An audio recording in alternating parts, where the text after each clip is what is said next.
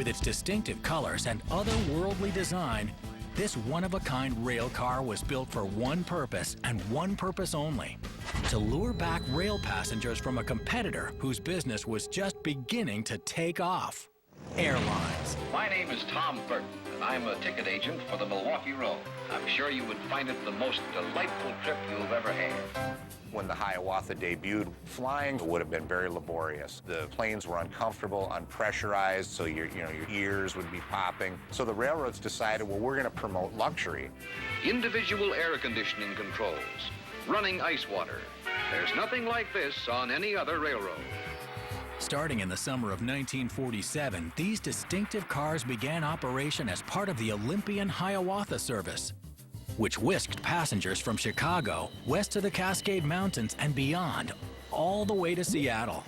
And the Hiawatha ran regularly at 100 to 110 miles an hour, so it was actually fairly speedy to ride the train at the time. On the old Milwaukee Road.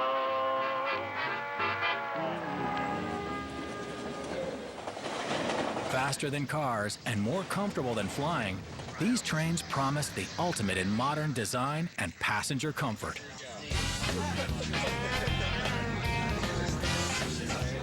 The car was actually built in 1948, and it was designed by a very famous industrial designer. At the time, they called him stylists. That stylist? Acclaimed industrial designer Brooks Stevens, whose futuristic concepts included everything from this now collectible Studebaker Hawk to an Evinrude boat, meant to fly like a helicopter. If you remember the Oscar Mayer Wienermobile, he designed and styled that. And he designed things like the Miller Beer logo, Harley Davidson.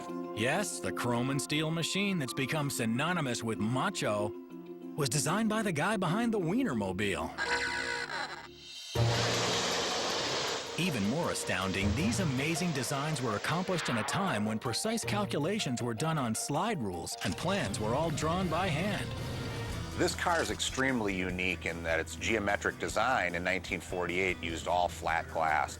There's no curved glass anywhere in it. Of course, with today's modern era, they would just use a computer to figure all that out. So this was all figured out mathematically on a drawing board.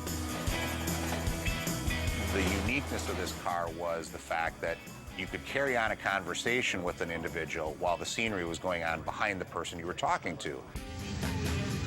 Today, the car is owned, operated, and preserved by the nonprofit Friends of the 261, which takes its name from the steam locomotive that was the organization's first acquisition. But much of the credit for the car's survival also goes to Brooks Stevens himself. There was 4 of these cars, and they were scrapping them. They had actually physically burned one because of the wood interior, so he had inquired about purchasing one, and they sold it to him for $2,500. At the time, he complained, and they threw in a new carpeting and new chairs for him.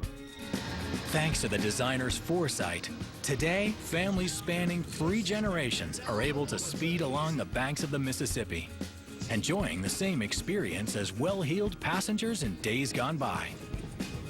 We've tried to leave it as much original as possible. The wool carpeting in here is actually original from 1965. They're aluminum deco, Art Deco style seating. And the whole car is really designed with kind of an Art Deco 1948 genre. The car's just got a fabulous patina to it. Blonde quarter sawn oak wood with mahogany inlaid in it in the luggage racks here.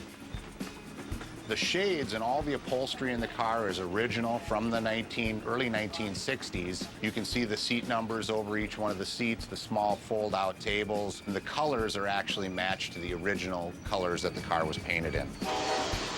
This has some modern amenities, obviously modern air conditioning, modern restrooms, but as far as what the customer is going to see, they're going to see the original interior as it was in the 1950s and 60s.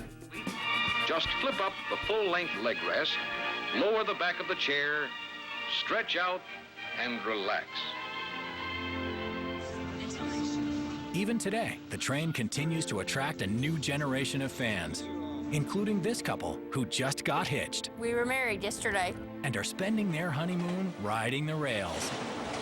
The first week in November, we're going to D.C. and riding Amtrak's President's Dome car back to Chicago.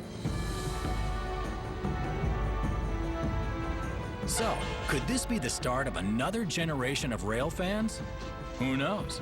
But as the old saying goes, if the trains are rockin', don't come a knockin'.